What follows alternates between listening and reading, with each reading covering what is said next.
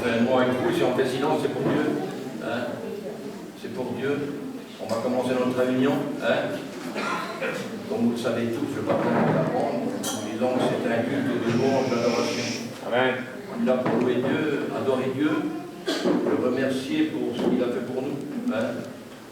Il a fait de grandes choses qu'on ne peut même pas imaginer nous-mêmes. Hein? Vous savez, Dieu est amour, c'est vrai, mais s'il y aurait eu son amour, ça n'aurait pas suffi. Hein? Il s'est servi de l'extrême de son amour. Il a passé au-delà de lui-même, parce qu'il est lui. Donc il a passé outre. Le Père et le Fils ont passé outre. Et ils nous l'ont montré. La preuve, on est là, si on est là ici, c'est parce qu'un jour Jésus a monté au calvaire. Vous savez, la croix du calvaire, c'est pas non plus une baguette magique. Hein? On n'arrive pas là, pour moi, ça y est, c'est fait, donc ça ne marche pas comme ça. C'est toute une art, c'est plus qu'un mystère. Parce que la Bible dit que c'est un mystère caché en Dieu. Hein? Alors, nous sommes nous cachés en Christ, en Dieu. Nous sommes deux fois cachés. Il y a une bonne cachette, le Père, c'est le Fils. Et nous sommes dans le Fils en Dieu. On est deux fois cachés en Dieu, en Père. Hein? Alors, on est dans une bonne cachette, restons-y et fermons la porte. Double tour. Hein? D'accord? Allez, que Dieu nous bénisse ce matin encore à travers sa parole, à travers les chants de cantiques. Hein? Essayez de disposer à recevoir la parole de Dieu. Oublions le dehors, oublions les enfants, oublions la chaise d'à côté, le copain, la copine, oublions le téléphone, oublions la vibration du téléphone, on veut l'éteindre, c'est mieux. Et mettons-nous tout entier à la disposition de Dieu. Hein? Allez, que Dieu nous bénisse. On va demander à quelques frères qui prient le Seigneur, à Dylan qui va se lever, qui va prier le Seigneur, notre frère Cocolo qui va prier le Seigneur. Hein? Gino va prier le Seigneur. Hein? Seigneur, nous voulons te louer encore ce matin. Morgane aussi qui prie le Seigneur. Nous sommes venus dans ce lieu, Seigneur, c'est pour t'apporter un culte d'adoration, Seigneur. Te remercier pour tes bienfaits, Seigneur. Te dire merci parce que tu es grand. Te dire merci parce que tu es tout puissant, Seigneur. Parce que tu donnes ce matin. Merci encore pour toutes ces choses, Seigneur. Amen.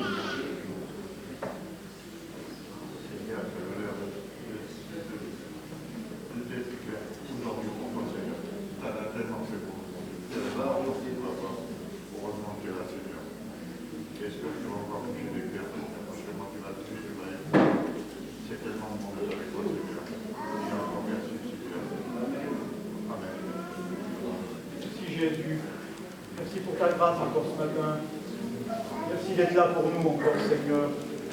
Merci parce que ta parole va être annoncée encore ce matin. Merci pour ta présence, Seigneur, qui est là ce matin parmi nous.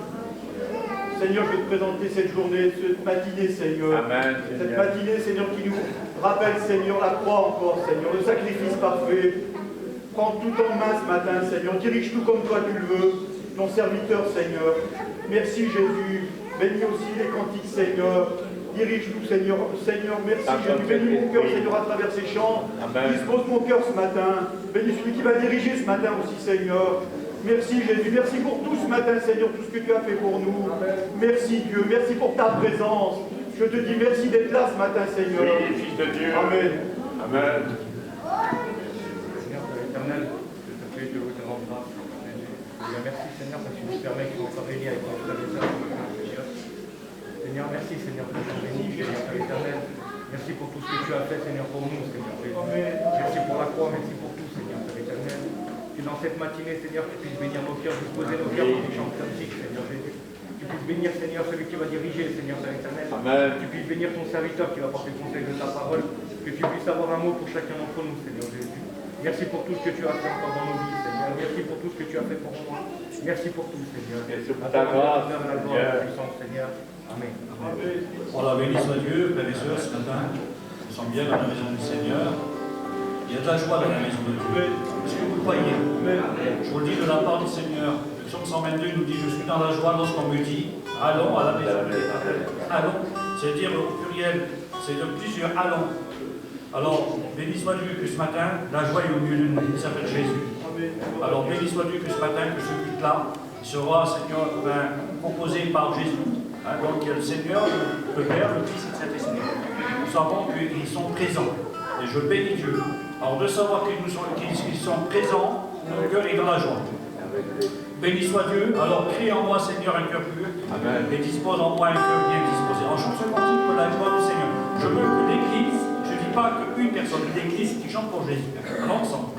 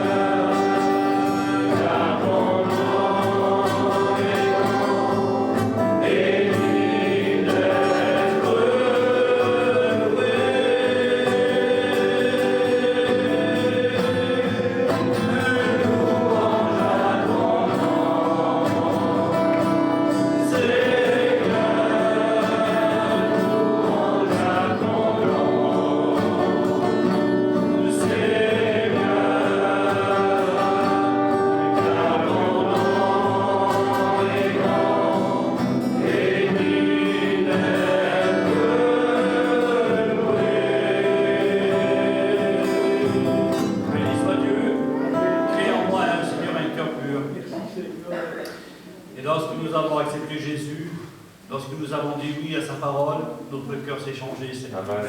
Il est devenu pur par son pardon, par son amour, par son sang, nous a purifiés. Et nous sommes purs. Béni soit Dieu, nous sommes des enfants de Dieu, des chrétiens, des chrétiennes qui aiment Jésus. Quelle importance, Seigneur, d'aimer Jésus. Alors, chante encore un petit cœur. Après cela, je vais rentrer dans le programme, parce qu'il est déjà là. Voilà. Alors, on va chanter Nous venons dans ta maison. Je voudrais que ce matin, quand on réalise ces paroles, nous sommes tous venus dans la maison de Dieu. Nous sommes plus chez nous, nous ne sommes pas dans notre caravane ou dans notre maison, nous sommes dans la maison de Dieu, dans le tabernacle, je pourrais dire. Et l'important, je dis Seigneur, ce matin, je suis là, devant toi. Nous sommes tous devant Jésus ce matin. Alors que notre cœur, Seigneur, le chante. On le dit ce matin. Nous venons dans ta maison et nous nous assemblons pour l'adorer. Nous venons dans ta maison et nous nous assemblons pour l'adorer. Nous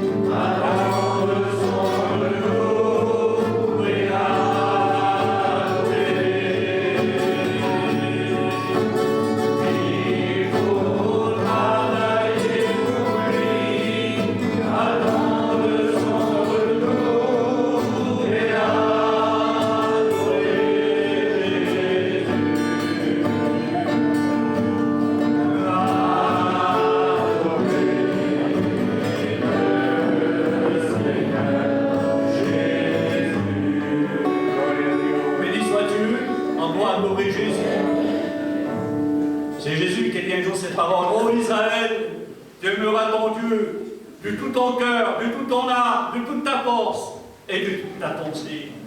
Voilà le chrétien, les 4 critères qu'il aura dans son cœur pour aimer Jésus. Béni soit Dieu, lorsqu'on aime Jésus, on ne compte pas. On met tout pour lui, on mise tout pour lui, on donne tout pour lui. Dites pas Amen. Béni soit Dieu, on doit se réveiller. Prenons bien conscience ce matin que le Seigneur est là. Alors voilà, je voudrais appeler ma petite cuillère pour chanter cantique.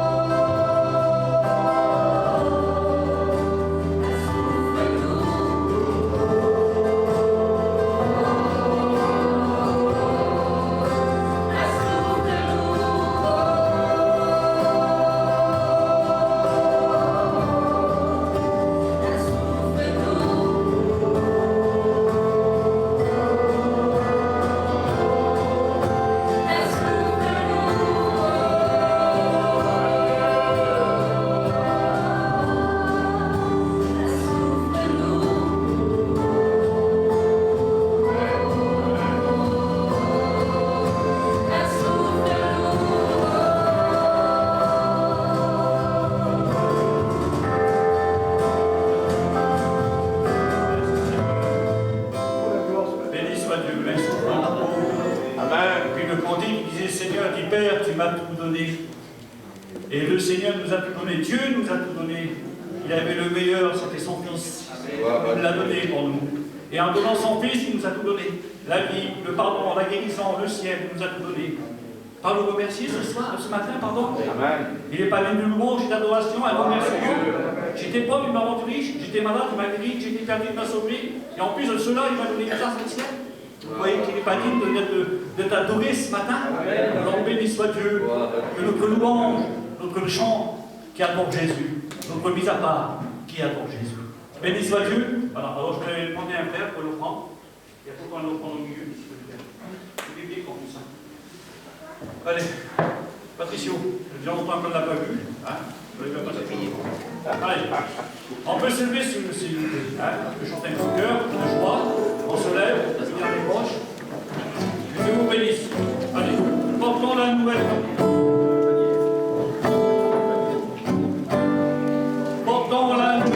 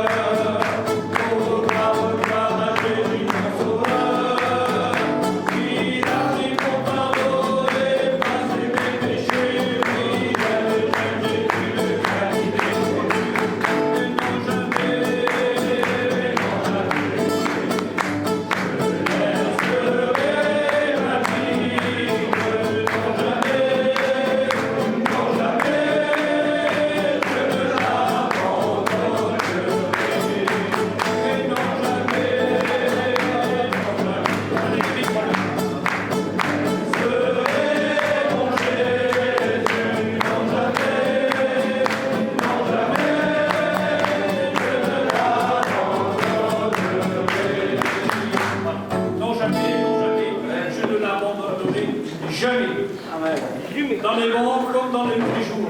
Dans les bons jours, béni soit Dieu, tout est facile. Dans les mauvais jours, c'est plutôt difficile. Si je ne l'abandonne pas dans les bons jours, je ne dois pas aussi l'abandonner dans les mauvais jours.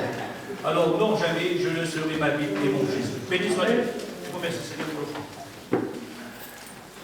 Merci Seigneur Jésus encore pour ce matin d'être là, Père éternel. Merci pour cet offrande et pour les frères qui sont là, Seigneur. Amen. Voilà, on va chanter, je crois, le dernier chant. Hein, et après cela, il fera la bonne parole du Seigneur. Et j'appellerai tous les frères. Hein, Rudy aussi, qui va venir chanter aussi. Tous les frères. Allez, les frères, s'il vous plaît. Que Dieu vous bénisse. Et après cela, on écoute la parole.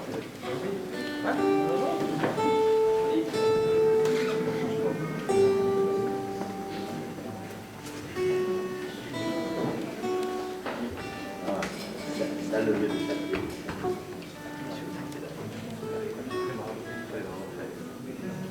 Ouais, pas de côté. Ouais.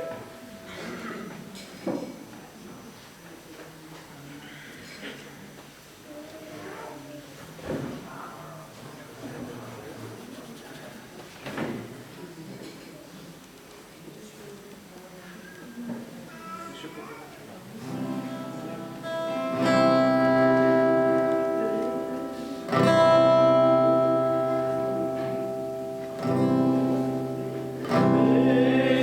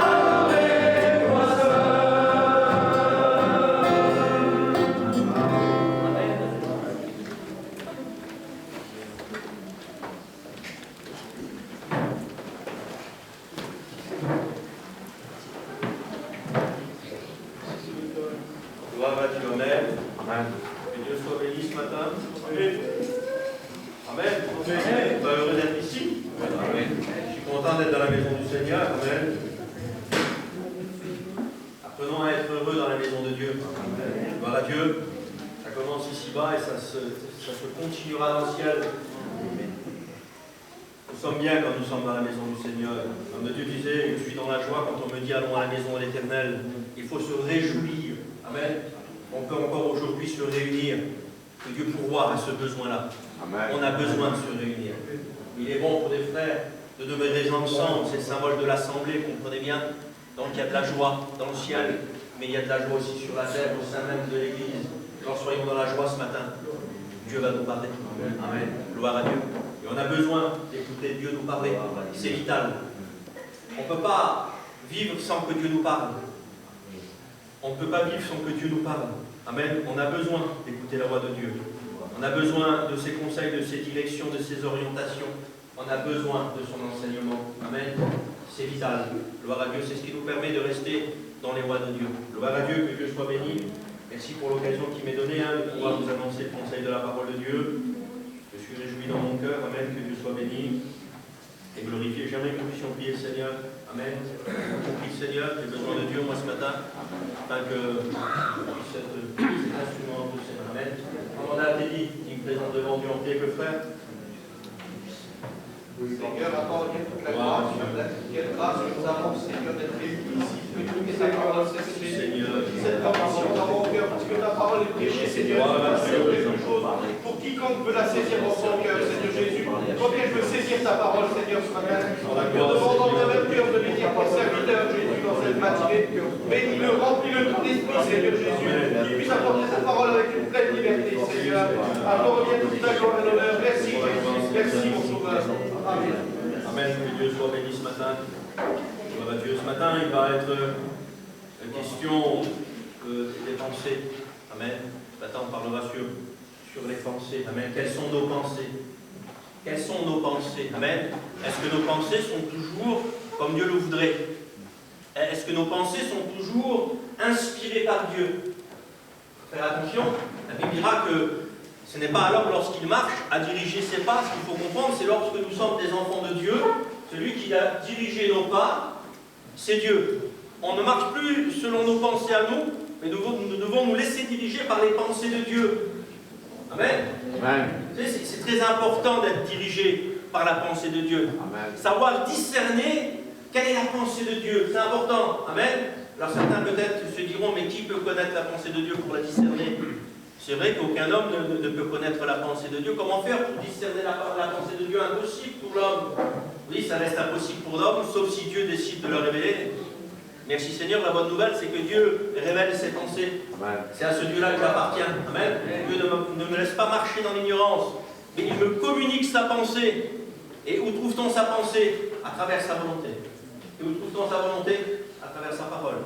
Donc on a tout ce qu'il faut dans la parole de Dieu pour être dirigé d'après la pensée de Dieu. Et je dis merci Seigneur, parce qu'il faut que ça soit comme ça. Amen. Avant, on se dirigeait d'après nos propres pensées, puis on sait où c'est que ça nous a menés. On vivait loin de Dieu, on vivait dans le péché, on était ignorants, on était étrangers de la maison de Dieu, c'est comme ça que la Bible déclare. Mais à cause de Jésus-Christ, il nous a ramenés sur le vrai chemin, le bon chemin, celui du ciel. Et pour plus je me trompe, aujourd'hui, ce n'est plus à moi de diriger mes pas, mais c'est Dieu qui doit me conduire. Et il doit me diriger, et je dois me laisser diriger d'après sa pensée à lui. Et c'est important de discerner la pensée de Dieu. Parce que de chercher à discerner la pensée de Dieu fera discerner les pièges du diable. Oui, parce qu'il y a les pensées de Dieu, il y a les pensées des hommes, mais il y a aussi les pensées du diable.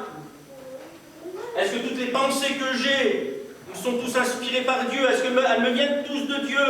Ou est-ce que quelquefois c'est mes pensées à moi, ou quelquefois c'est les pensées du diable qui traversent mon esprit? Ce sont des choses à savoir. Il faut savoir discerner la pensée de Dieu. Vous savez, c'est tellement important de chercher à discerner, à connaître la pensée de Dieu. C'est tellement important pour Dieu que Dieu a pris soin de nous consigner dans sa parole.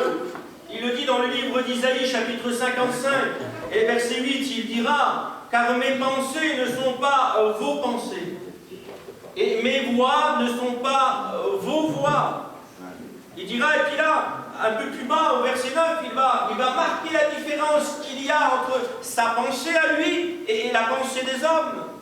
Entre ses voix à lui et nos voix à nous. Il va marquer la différence en disant, autant les cieux sont élevés au-dessus de la terre, autant mes rois sont élevés au-dessus de vos rois et mes pensées au-dessus de vos pensées. C'est-à-dire qu'il n'y a rien de commun entre la pensée de Dieu et la pensée de l'homme. Ils n'ont rien en commun. Comprenez que Dieu, c'est une pensée céleste. Ça appartient au ciel. La pensée de Dieu, elle est céleste. Nos pensées à nous sont des pensées terrestres et nous marchons d'après les pensées terrestres. Alors, il va marquer la différence pour marquer l'importance qu'il y a. Ne pas confondre nos pensées avec les siennes. Parce qu'ils n'ont rien de commun. Et c'est pour ça que je suis invité, je suis encouragé ce matin par Dieu à rechercher, à discerner quelle est sa pensée. C'est important que nous puissions avoir cette réalité-là, afin que nos pas soient dirigés d'après la pensée de Dieu. Amen. Afin que je puisse avoir l'orientation que Dieu veut pour ma vie. Afin que je puisse être dans le travail là où que Dieu me veut, selon sa pensée, selon sa volonté. C'est très important, c'est tellement important que Dieu le dira, mes pensées ne sont pas vos pensées et mes voies ne sont pas vos voies. Ce qui nous enseigne à travers ce verset, c'est que nous sommes appelés en réalité à rechercher cela. Nous sommes appelés à rechercher sa volonté. En trouvant sa volonté, nous trouverons sa pensée, parce que sa pensée est dans sa volonté. Et Dieu pourvoit à cela. Dieu nous faisant connaître sa volonté, on nous découvrira sa pensée à notre égard. Et en réalité, ce que Dieu attend de chacun d'entre nous. La Bible dira que Dieu a préparé des œuvres d'avance pour que nous les accomplissions. C'est selon sa pensée les œuvres qu'il a préparées. Est-ce que nous avons pris le temps de rechercher ces œuvres-là, celles qui te sont préparées? Est-ce que tu as pris le temps de les rechercher? Ou marches-tu à l'aveuglette? Ou te diriges-tu d'après ta propre pensée? Où sont les œuvres que Dieu t'a préparées? As-tu pris le temps de les rechercher? Pourtant, il y a des œuvres qui te sont préparées, elles sont tiennes, elles ne m'appartiennent pas à moi. Ce n'est pas moi qui les accomplira pour toi.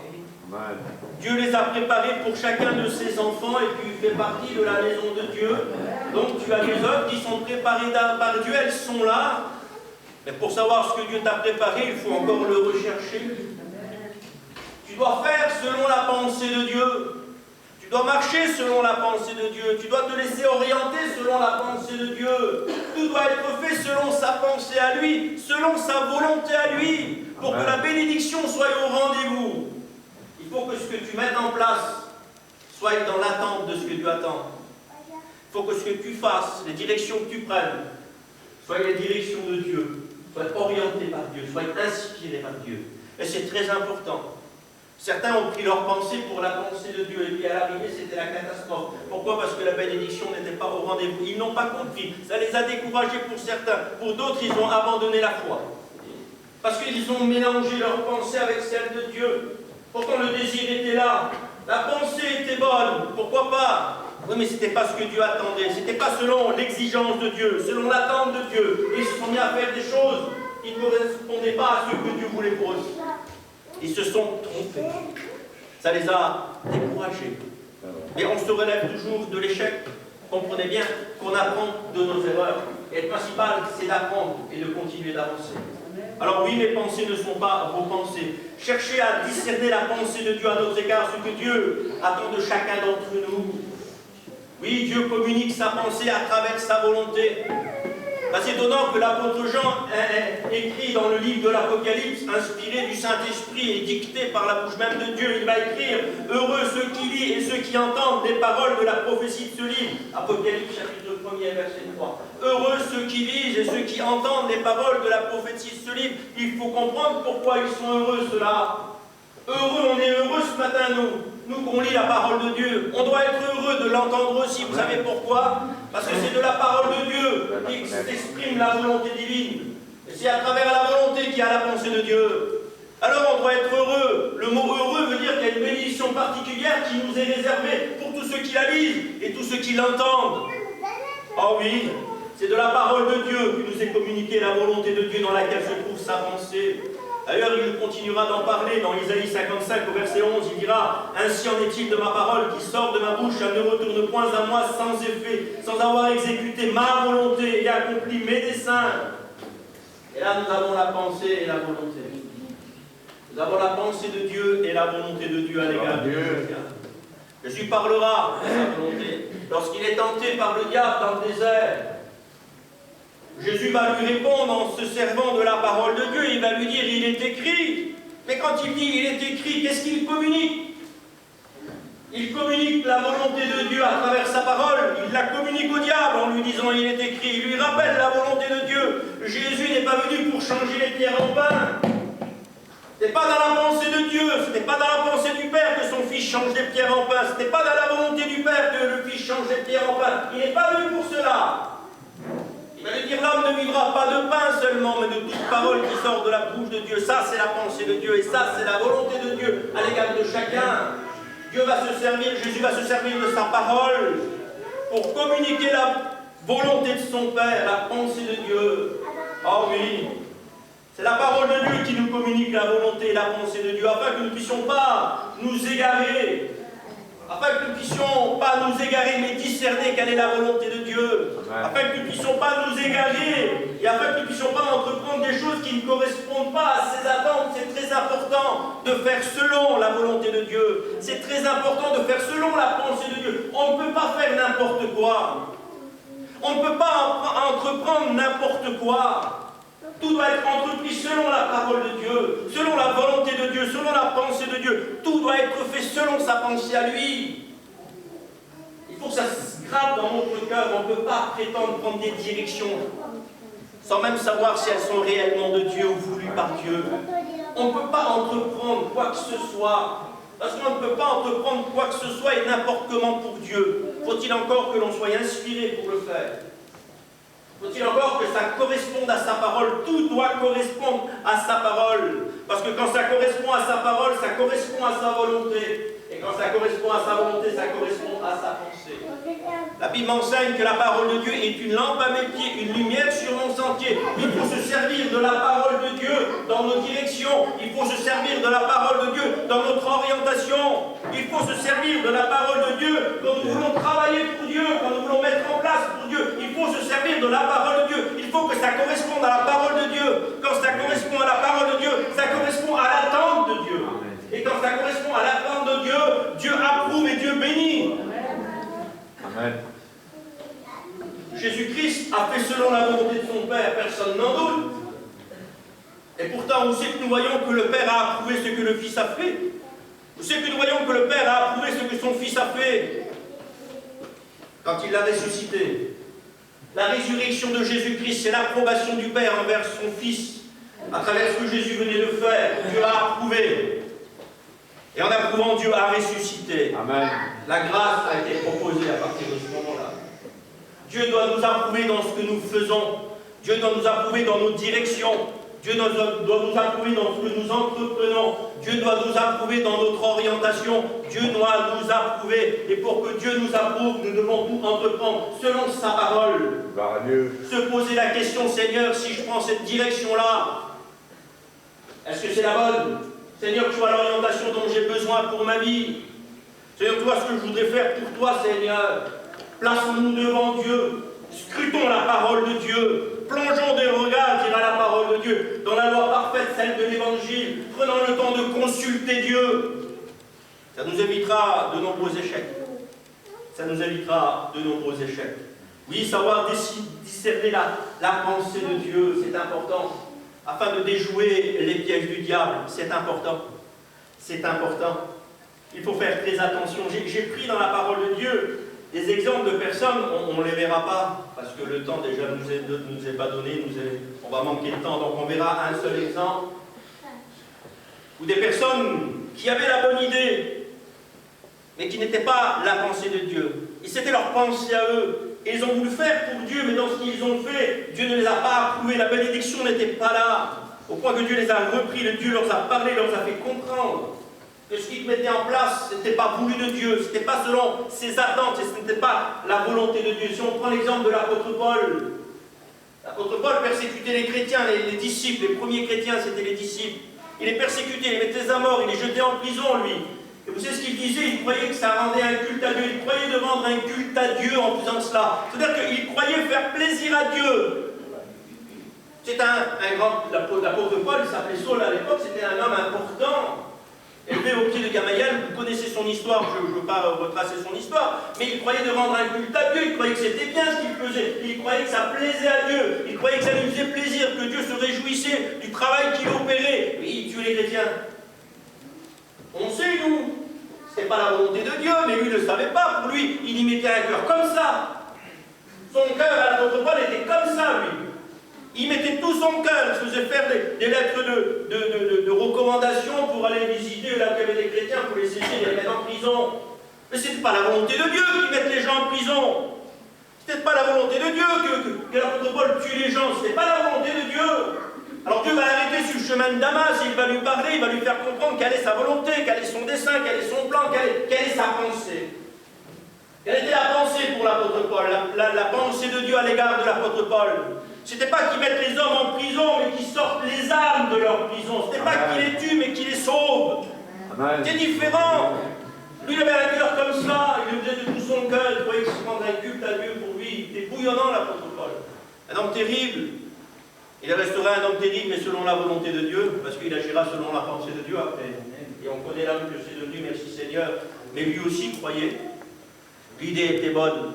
La pensée, pour lui, était bonne, mais c'était là, sa pensée à lui, ce n'était pas celle de Dieu. Et Dieu va rectifier. Dieu va le rectifier, Dieu va le faire partir dans la direction de Dieu, plus la direction de l'homme, et il prendra les directions de Dieu. Et il y a un autre exemple.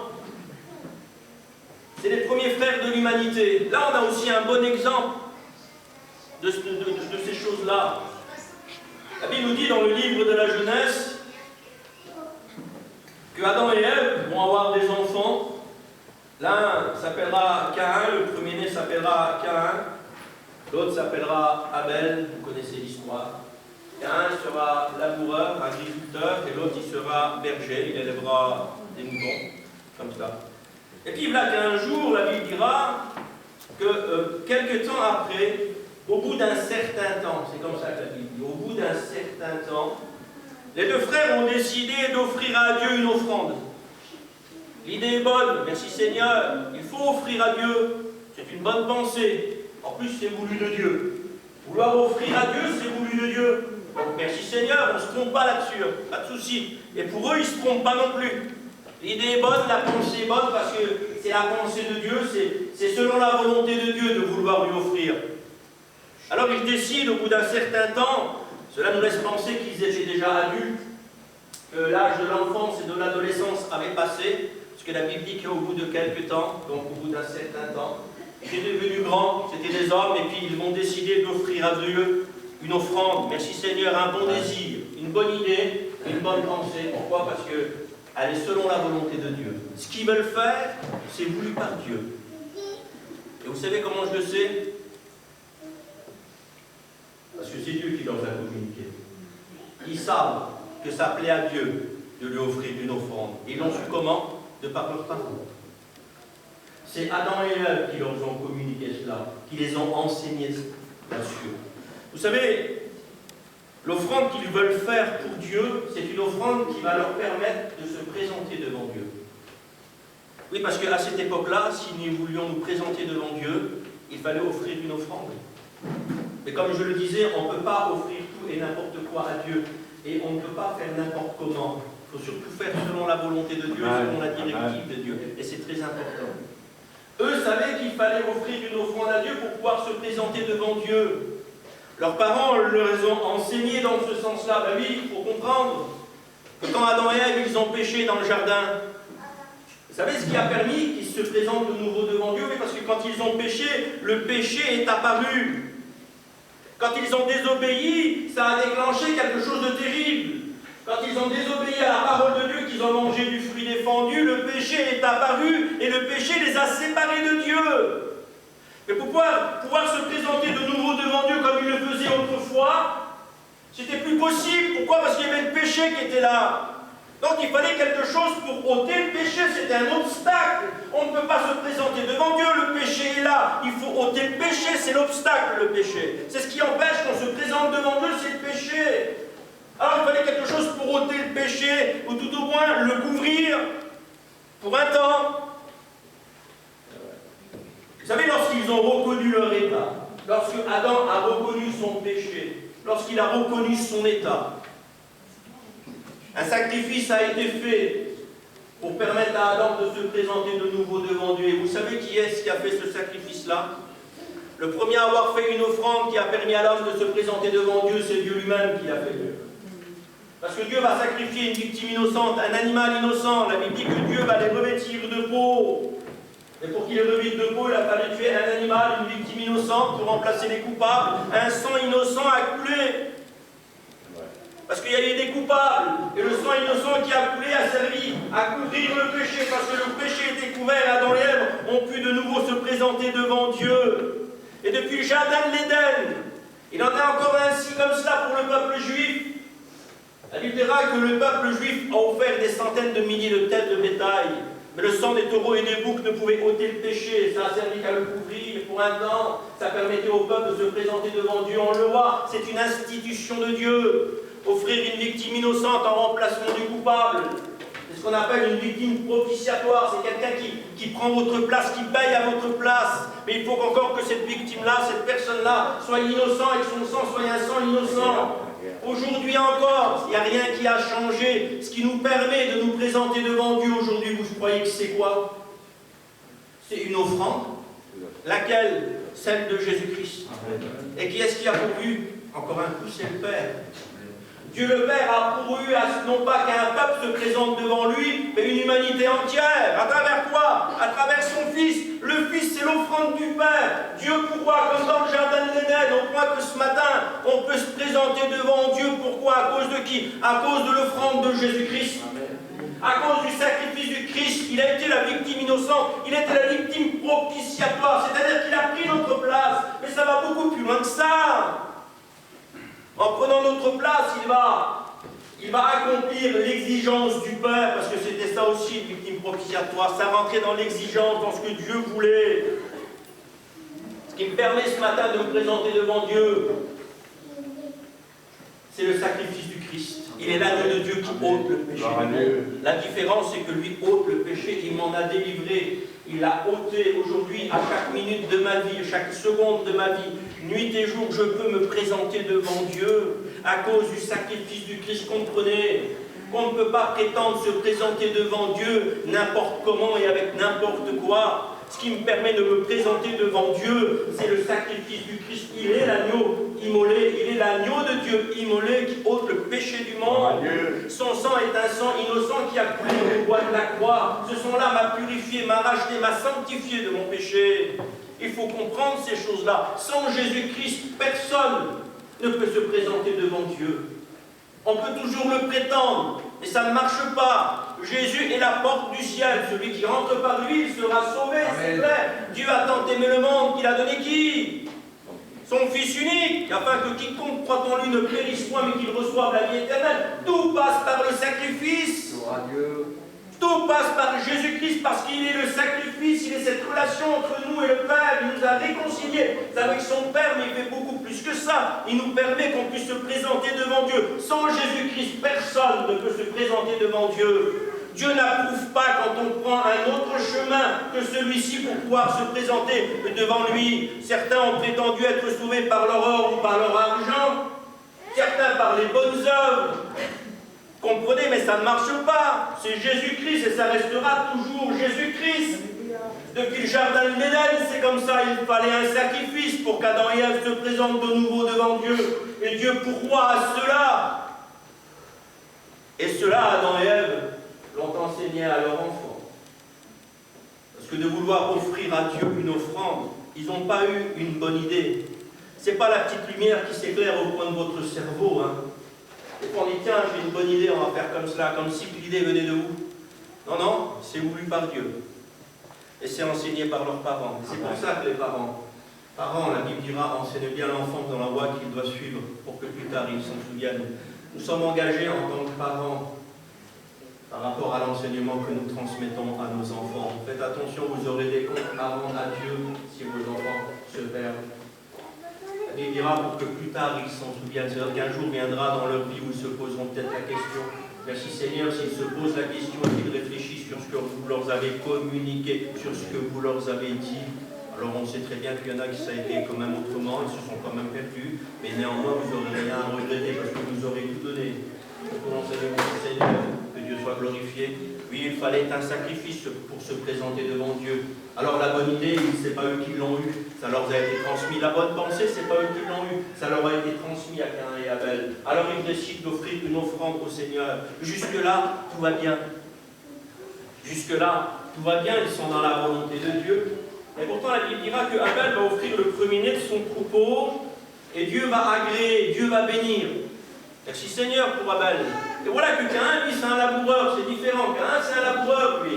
Et puis vous savez, il va offrir les produits de la terre, certainement qu'il les a fait pousser à la sueur de son front, parce qu'on en est déjà là. On est après le péché, la terre a été maudite, puis c'est à la sueur du front qu'il faut travailler la terre. C'est ce que Dieu a dit. Et c'est comme ça que c'est encore aujourd'hui d'ailleurs. C'est à la sueur de son front qu'on gagne notre pain. Et puis Caïn, lui, certainement qu'il a beaucoup conspiré. Certainement que ça lui a coûté.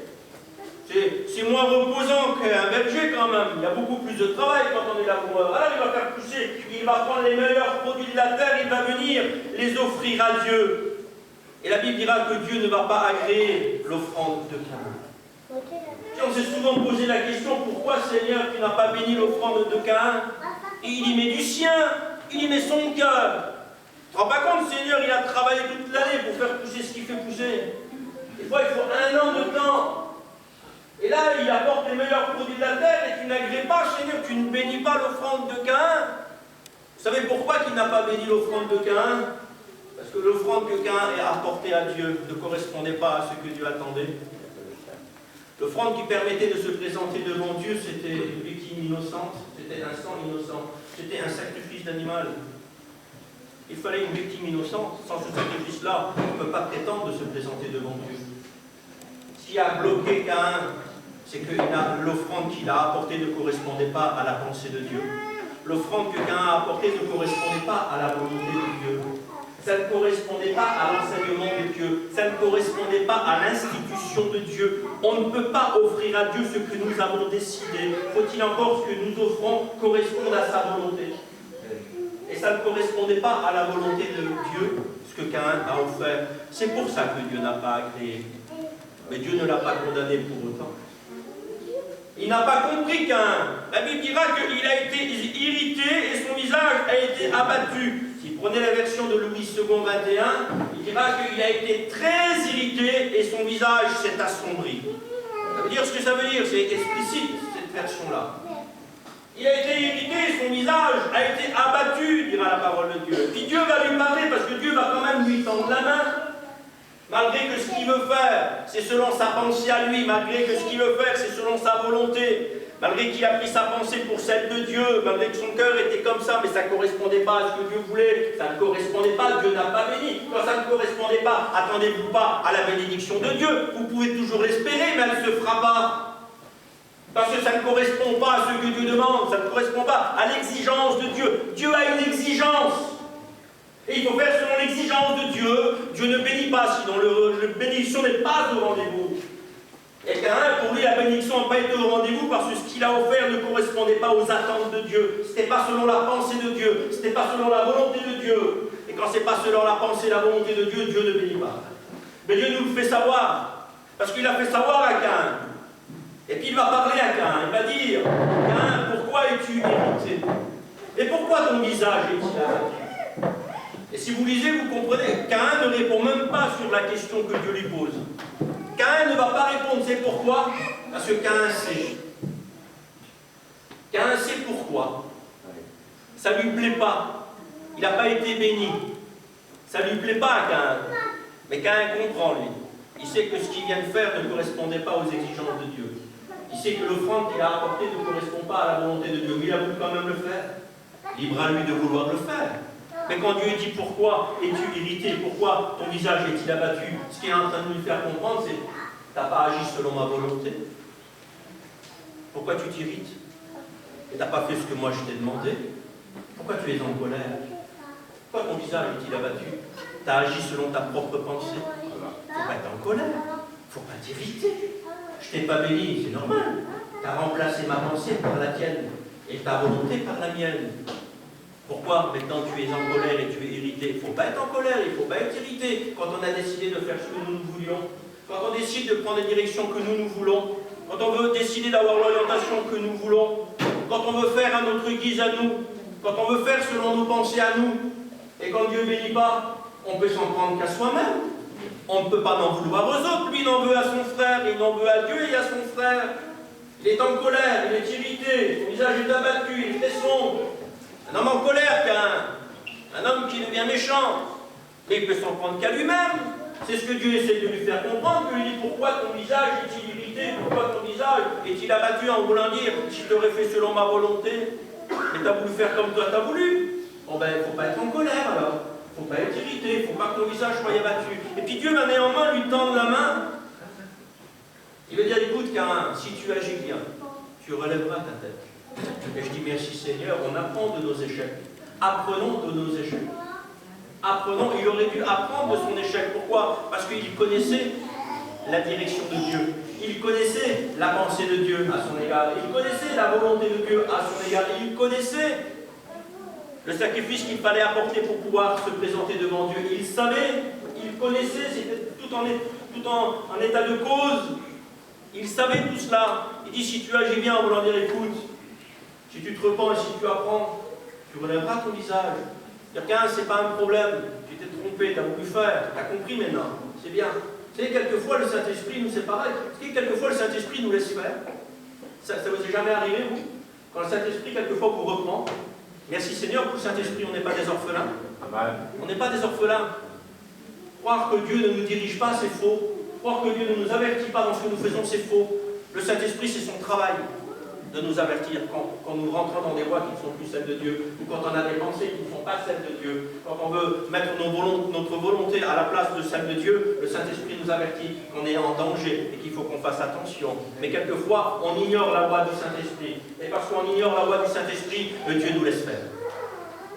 Et puis quand on arrive au bout, qu'on s'aperçoit qu'on s'est trompé, le Saint-Esprit vient et nous le dit. On aurait mieux fait d'écouter. Mais on apprend. Merci Seigneur, il faut apprendre.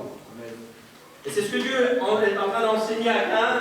Si tu agis bien, tu relèveras la tête, il dira, mais si tu agis mal, c'est-à-dire si tu ne veux pas te repentir, si tu ne veux pas apprendre, si tu ne veux pas revenir, il dira, si tu agis mal, le péché couche à ta porte. Ah ouais. Si tu agis mal, le péché couche à ta porte. Comprenez bien ce que Dieu est en train de dire. Il ne dit pas, si tu agis mal, le péché viendra coucher à ta porte. Non, non, le péché est déjà là, Caïn. Seigneur, comment il a fait pour arriver? Déjà, à travers la pensée de Caïn, le péché s'est rapproché. Oh, le péché n'est pas rentré. Vous savez ce qui fait rentrer le péché? C'est l'acte. Lorsque nous commettons l'acte, le péché entre. Mais de notre pensée, on peut déjà attirer le péché devant notre porte. Caïn a attiré le péché devant sa porte. De par sa pensée, qui n'était pas inspirée par Dieu, de par ses pensées qui n'étaient pas celles de Dieu, de par sa volonté qui n'était pas celle de Dieu, il a attiré le péché jusqu'à sa porte. Si tu agis mal, Caïn, le péché couche à ta porte. Il est en train de lui faire montrer quelque chose de très important. Oui, de par notre pensée, on peut attirer le péché jusqu'à notre porte. À nous de l'empêcher d'entrer en ne passant pas à l'acte. À nous de l'empêcher d'entrer en ne passant pas à l'acte. C'est l'acte qui fait rentrer le péché et fait de nous des coupables. Oh oui, la Bible dira, quand un malheureux crie, l'Éternel l'entend. Celui qui avoue sa transgression et la délaisse obtient miséricorde. C'est ce qu'il aurait dû faire, Caïn. Mais Caïn s'est obstiné dans sa pensée. Caïn s'est obstiné dans sa volonté propre. Et on sait comment ça s'est terminé. Il a fini par tuer son frère. Il a fini par tuer son frère. Il a été le premier meurtrier de toute l'humanité. Quelque chose de terrible. Et il a engendré des meurtriers en plus par-dessus le marché.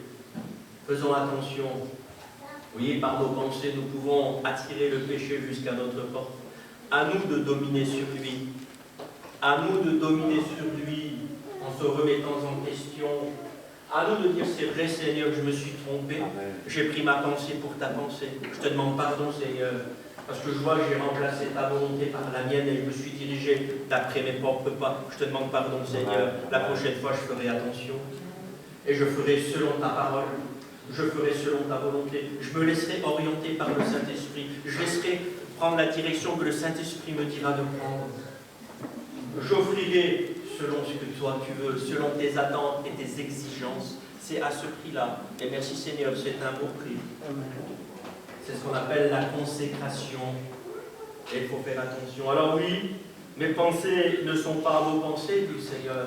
Dieu nous avertit que nous sommes appelés à discerner quelle est la pensée de Dieu à notre égard, oui, parce que les pensées qui ne sont pas inspirées par Dieu peuvent nous dérouter, peuvent nous éloigner de Dieu. Les pensées qui ne sont pas inspirées par Dieu vont nous éloigner de Dieu, elles vont nous faire fausse route, elles vont nous faire rentrer sur des voies sans issue, elles vont nous faire perdre du temps. Il faut faire attention. Il faut que les pensées qui sont dans mon cœur, elles me viennent de Dieu. Il faut que j'apprenne à discerner afin de ne pas mélanger ma pensée et la pensée de l'homme et la pensée de Dieu. Ou la pensée du diable. Ah oui. Vous savez, j'ai marqué là. J'ai marqué que celui qui tient nos pensées tient aussi notre cœur. Celui qui tient tes pensées tient aussi ton cœur. Vous savez pourquoi ?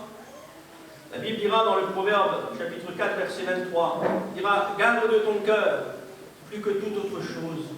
Garde ton cœur plus que toute autre chose. » On va dire « Fais attention aux pensées qui sont dedans. Fais attention quand il dit « Garde ton cœur », je veux dire « Examine ton cœur. Examine-toi. Fais un examen dans ton cœur. Les pensées qui habitent ton cœur, apprends à les discerner. Celles qui sont à l'intérieur, apprends à discerner si elles sont de Dieu ou si elles sont du diable. Si elles sont de Dieu ou si elles sont des hommes. Parce qu'il faut faire attention. Tu agiras selon la pensée qui domine dans ton cœur. Si elle est de Dieu, tu agiras bien. Tu relèveras ta tête. Et si elle est de l'homme ou du diable, pas comme Caïn, le péché qui dormait devant la porte et finit par entrer. Il faut faire attention, très attention. Garde ton cœur plus que toute autre chose. Il faut faire attention. Quelquefois, il y a des pensées que nous ne comprenons pas. Il y en a qui annulent la pensée de Dieu parce qu'ils ne la comprennent pas. Mais la pensée de Dieu, elle n'est pas appelée à être comprise. Elle est appelée à être mise en pratique.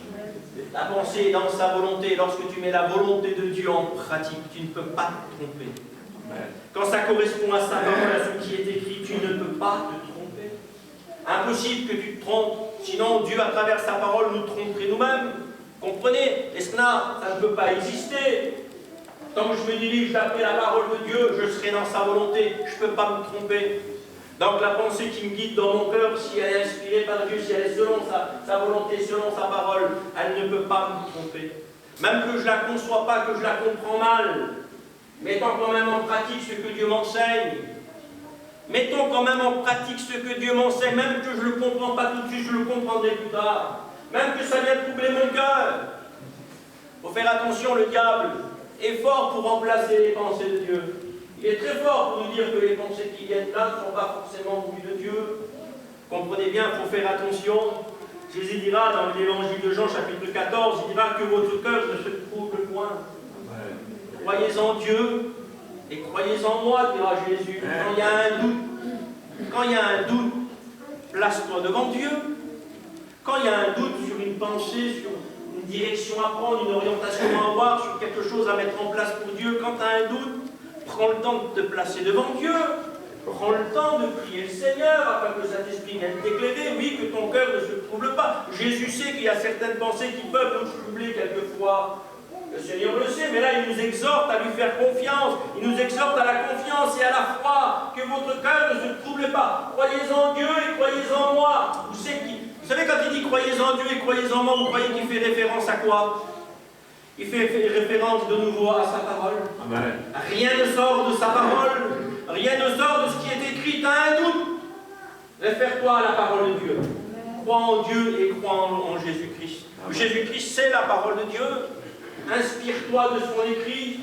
Inspire-toi de la parole pour chasser le doute. Ah oui, Dieu sait que quelquefois, nos cœurs sont troublés par quelques mauvaises pensées ou quelques pensées tout court. Dieu sait que quelquefois on ne peut pas empêcher des fois les troubles dans nos cœurs à cause de quelques pensées. Mais on peut empêcher que ce trouble demeure et dure. Ah oui, par quel moyen? on peut faire en sorte que ce trouble ne dure pas. En se réfugiant en Dieu, on peut chasser le trouble, chasser le doute en se réfugiant en Dieu. Pourquoi? Parce que lorsque je me réfugie en Dieu, la paix de Dieu, celle qui surpasse toute intelligence, elle vient me garder dans ma pensée. C'est l'apôtre Paul qui en parle dans la lettre de Philippiens, chapitre 4 et au verset 7. Il dira que le Dieu de paix, que la paix de Dieu gardera vos cœurs et vos pensées. La paix de Dieu, celle qui surpasse toute intelligence, gardera vos cœurs et vos pensées. C'est la paix de Dieu qui garde mon cœur, mais c'est la paix de Dieu, celle qui surpasse toute intelligence, qui garde aussi ma pensée en Jésus-Christ. Et elle garde ma pensée en Jésus-Christ. Et pour bénéficier de la paix de Dieu, il faut être en communion avec Dieu. Il faut rechercher Dieu. Il faut apprendre à discerner les voies de Dieu. C'est très important. Vous savez, la paix de Dieu, elle est extraordinaire. Et je crois qu'on l'a déjà tous à peu près expérimenté, cette paix-là. C'est une paix qui surpasse toute intelligence. Vous savez pourquoi? Parce qu'elle sort de la raison humaine. L'être humain ne peut pas la comprendre, parce que l'être humain ne peut pas la concevoir, la paix de Dieu. La paix de Dieu, c'est pas celle-là qui arrive quand tout est fini. Quand l'orage est passé, quand la tempête est finie. Elle n'arrive pas à ce moment-là. Non, non, la paix de Dieu, celle qui surpasse toute intelligence et que la raison humaine ne peut pas saisir, elle s'exprime au sein même des tempêtes. Elle s'exprime au sein même des inquiétudes. La paix de Dieu, elle s'exprime au sein même des troubles. Eh oui, c'est au milieu de la tempête que la paix de Dieu, elle s'exprime. Et je crois qu'on l'a tous vécu un jour. On ne peut pas la comprendre. On ne peut pas la concevoir. Et quelquefois, dans les persécutions, dans les rejets, dans les insultes, dans tout ce qui peut arriver sur la terre, dans tout ce qui peut m'arriver, dans la tristesse, dans les ennuis, dans les problèmes, dans les difficultés de ma vie, il y a des moments, mon cœur devient en paix, je ne comprends pas ce qui m'arrive. Ben, c'est ça la paix de Dieu. Alors que tout est en train de s'écrouler autour de moi, je ne comprends plus rien ce qui m'arrive. J'arrive plus à me sortir du tunnel. Je suis rentré dans le tunnel, j'arrive plus à voir la lumière. Ça vous est jamais arrivé de ça? Ou que les journées sont toujours les mêmes, c'est tellement sombre que vous ne voyez plus rien devant. Votre cœur est tellement troublé que vous n'arrivez pas à vous en sortir et vous dites quand c'est que ça va s'arrêter. Et puis d'un seul coup dans votre cœur, là, il y a quelque chose qui se passe, il y a quelque chose qui s'installe. Il y a une sécurité qui vient, une assurance qui s'impose. Eh bien c'est ça la paix de Dieu. Au sein même de la tempête, la paix de Dieu, elle peut s'exprimer. Et on a un bel exemple de Jésus-Christ. Je sais qu'on l'a tous expérimenté, cette paix-là. Mais Jésus-Christ est l'homme par excellence, la Bible dira. Lui, il l'expérimentait quasiment tous les jours. Vous savez, qu'un homme reste en paix sous la croix, qu'un homme reste calme au milieu de la tempête et se réjouisse au milieu des persécutions, ça ne se comprend pas. Ça ne s'explique pas.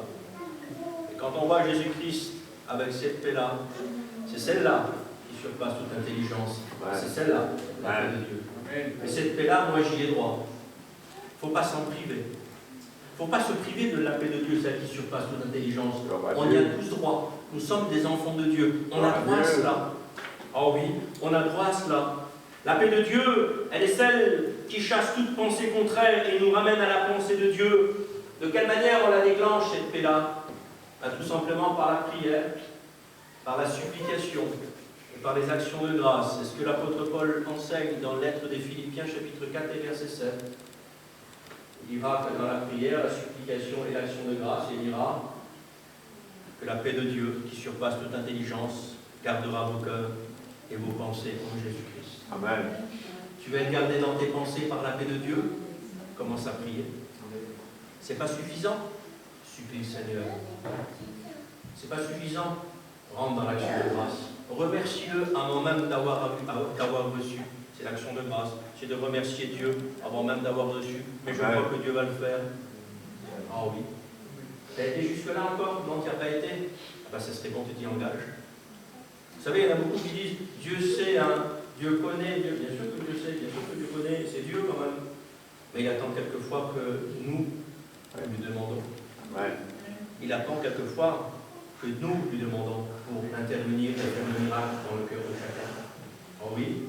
Vous savez, il y a quelque chose qui m'a toujours surpris, enfin, je vous l'étonnais un peu, puis j'aime, c'est Dieu qui m'étonne. Je m'émerveille, il y a des moments quand je lis la parole de Dieu, ça me réjouit, puis je m'émerveille tout seul en réalité. Quand je vois que Dieu va conduire Moïse dans le désert, qu'ils vont arriver aux eaux de Mara, vous connaissez l'histoire, il va les faire sortir du pays d'Égypte, ils vont arriver à une source, on appelle les eaux de Mara, ça veut dire amère, c'est l'eau qui est amère, ils ne peuvent pas la boire, ils sont tellement soifs que, mais l'eau là, elle n'est pas buvable, elle n'est pas potable, elle est très amère.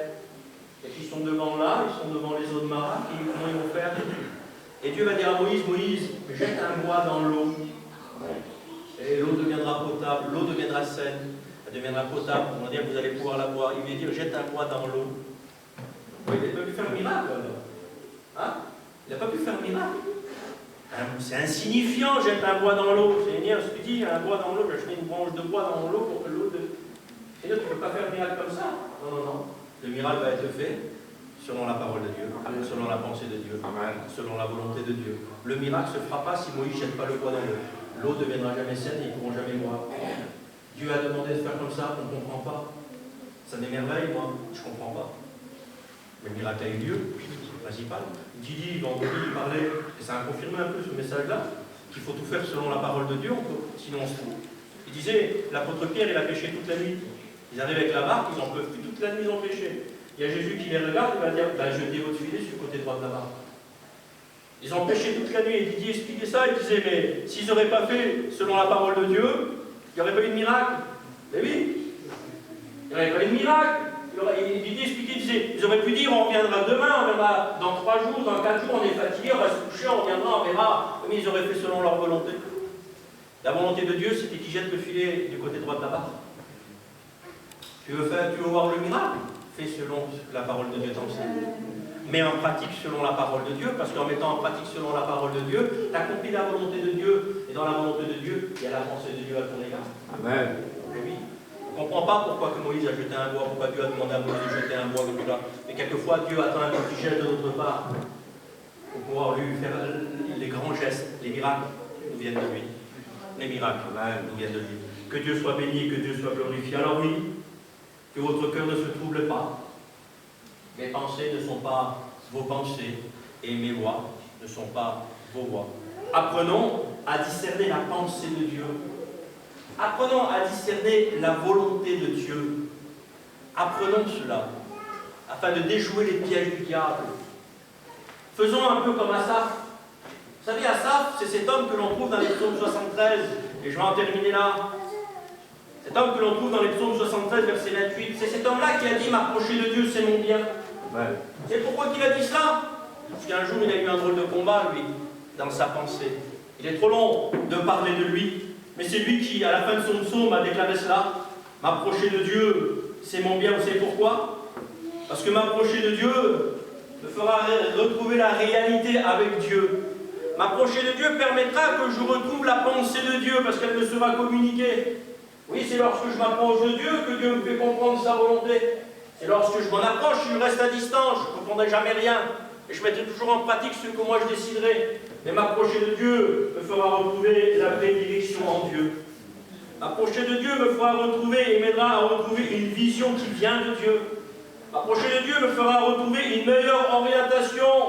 M'approcher de Dieu me fera retrouver un meilleur entendement. Faites attention. M'approcher de Dieu me fera retrouver un meilleur langage. M'approcher de Dieu me permettra d'avoir les 2 pieds sur le même chemin et de ne pas oublier mon but. Oui, parce que mon but, moi, c'est quand même le ciel. C'est pas votre but à vous, le ciel.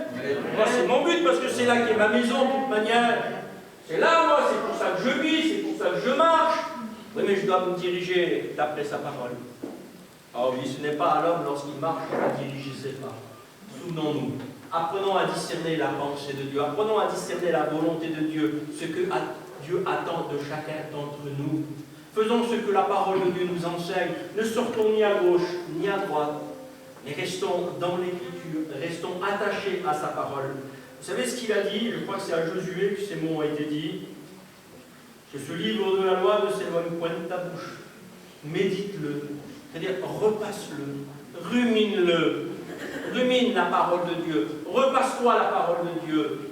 Le livre de la loi ne s'éloigne point de ta bouche. Médite-le jour et nuit. Et c'est là que tu auras du succès dans tes entreprises. Comprenez bien, ce n'est pas les entreprises dans le monde, hein, ce n'est pas l'artisanat. Hein. c'est l'entreprise, c'est ta vie spirituelle en réalité. C'est là que la bénédiction sera à la clé. Alors oui, repassons-nous la parole de Dieu pour savoir si nous sommes encore dans les voies de Dieu. Repassons-nous la parole de Dieu pour savoir si nous sommes sous la direction voulue par Dieu. Repassons-nous la parole de Dieu pour savoir si nous sommes dans le travail de Dieu. Repassons-nous la parole de Dieu pour savoir si nous vivons selon l'exigence de Dieu. Repassons-nous la parole de Dieu. Apprenons à discerner la pensée de Dieu. Et je termine en reprenant ce verset d'introduction où Dieu parlera dans le livre d'Isaïe. Car mes pensées ne sont pas vos pensées. On prie le Seigneur ensemble, amen. Que Dieu soit béni. J'aimerais que le frère Guigui nous introduise dans la prière, amen. On prie avec le frère. Nous voulons louer ton nom, Seigneur, et ta grandeur. Oui, Seigneur, je sais que ce soit les tiennes, bravo Dieu. Merci pour ta parole. Merci pour ton serviteur. Merci pour ces moments glorieux, Seigneur. Tu es l'agneau immolé pour nous, Seigneur. Tu es celui qui est parti nous préparer une place dans le ciel. Et c'est vrai, Seigneur, tu ne nous as pas laissés au poulain. Tu nous as envoyé le Saint-Esprit, Seigneur, le Consolateur, celui qui nous conduit dans toute la vérité.